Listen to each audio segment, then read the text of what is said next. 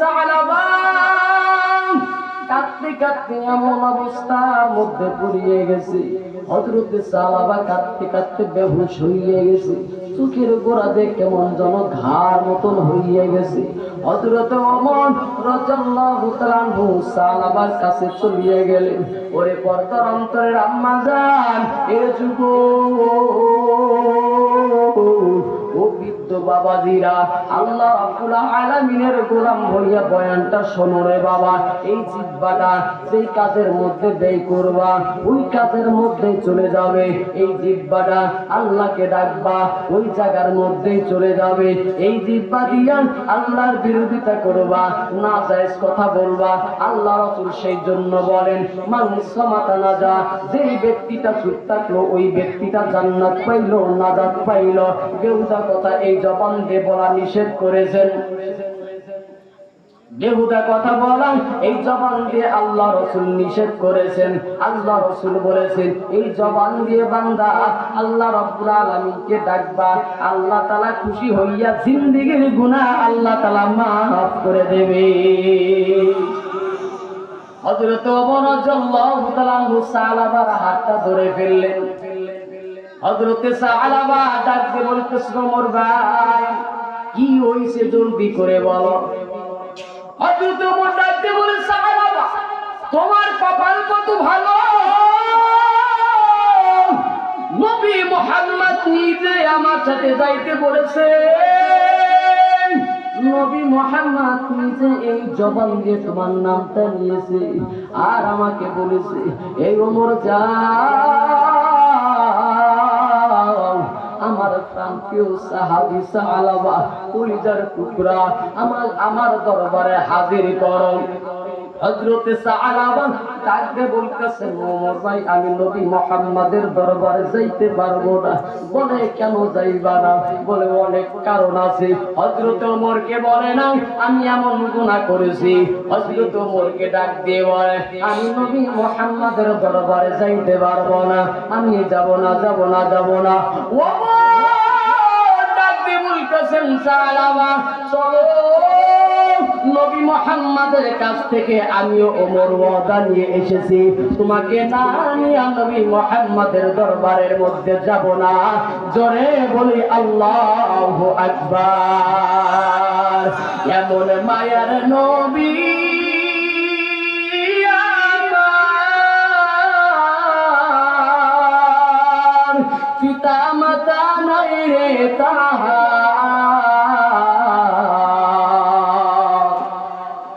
তারপরও মারল কত দুশ্মনে। নবী বিনে কে দাঁড়াবে ফুলসিরাত মিজানে, নবী বিনে কে দাঁড়াবে ফুলসিরাত মিজানে। চলো চলো চলো মুমিন চলো নবীর সন্ধানে, নবী বিনে কে দাঁড়াবে ফুলসিরাত মিজানে, নবী বিনে কে দাঁড়াবে ফুলসিরাত মিজানে। জোরে বলি আল্লাহু আকবার। এমন মায়ার নবী আমার, কেমনে দুঃখ দাও গো আমার। এমন মায়ার নবী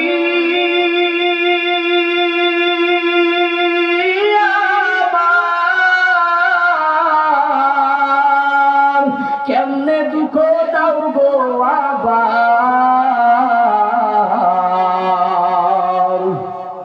দরুদ পড়ো স্মরণ করো প্রথম ঘাটি কাফনে, নবী বিনে কে দাঁড়াবে ফুলসিরাত মিজানে, নবী বিনে কে দাঁড়াবে ফুলসিরাত মিজানে। জোরে বলি আল্লাহু আকবার। হযরত সালাবা হাতটা ধরিয়া নবী মুহাম্মাদের দরবারে নিয়ে গেলেন। নবী মুহাম্মদ বসে আছে। নবী মুহাম্মদ সালাবার দিকে তাকাইয়া ডাকতে বলতেছেন এই সালাবা তোমার অবস্থা কেন এরকম হইয়া গেছে? তুমি তো শুকাইয়া গেছো, চোখে কেমন যেন কোনটা দিয়ে ঘা হইয়া গেছে। সালাবা ডাকতে বলতেছে পয়গম্বর আমি এমন গুনাহ করেছি, আমি এমন গুনাহ করেছি বুঝি, যার কারণে আপনার দরবারে আসতে আমার ভয় লাগে।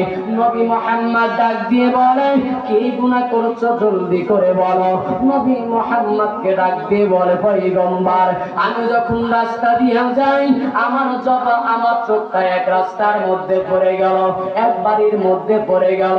ওই সময় বাতাস আসিয়া পর্দাটা ভেঙে দিল। ওই পর্দার ভিতরে একজন বেগানা নারী গোসল করতেছে। হঠাৎ করে আমার চোখটা পড়ে গেল। আমি আল্লাহ তাআলার দরবারে তওবা করেছি। আমার মায়ার নবী চোখের পানি ছেড়ে দিয়ে ডাকতে বলতেছেন, এ সাহাবা তুমি কি অন্যায় করছো? আল্লাহ রাব্বুল আলামিনের দরবারে তওবা কর। আল্লাহ রাব্বুল আলামিনের দরবারে খাঁটি তওবা কর। হযরতে সাহাবা কাঁদতে কাঁদতে তওবা করে, ওরে দয়ার মালিক আমার মতন বড় গুনাহগার দুনিয়ার মধ্যে কেউ নাই। কাঁদতে কাঁদতে কেমন যেন পাগল হইয়া গেলেন।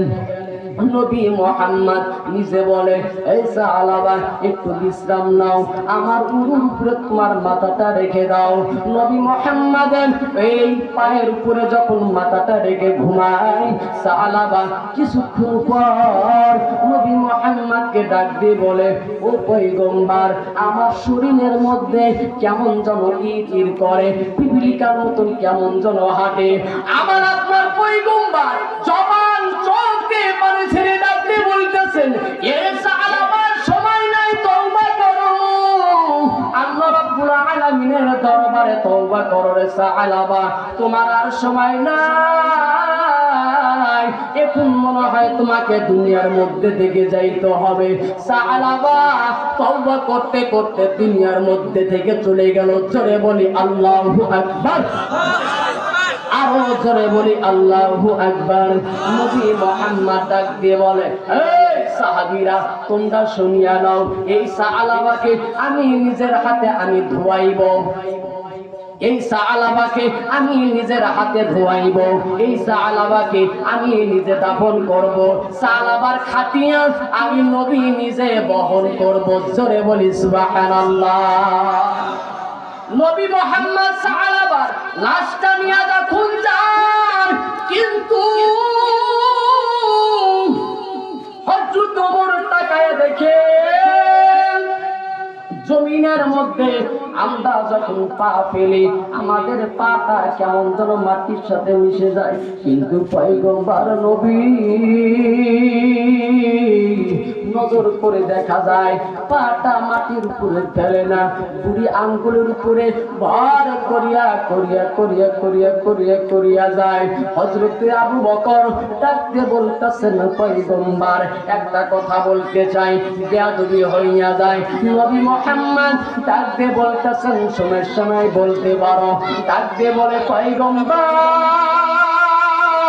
আমরা জমিনের মধ্যে হাঁটি পা বিছাইয়া, কিন্তু আপনি পা বিছাইয়া হাঁটেন না, আপনি দুই আঙ্গুলের উপরে ভর করিয়া করিয়া কেন হাঁটেন?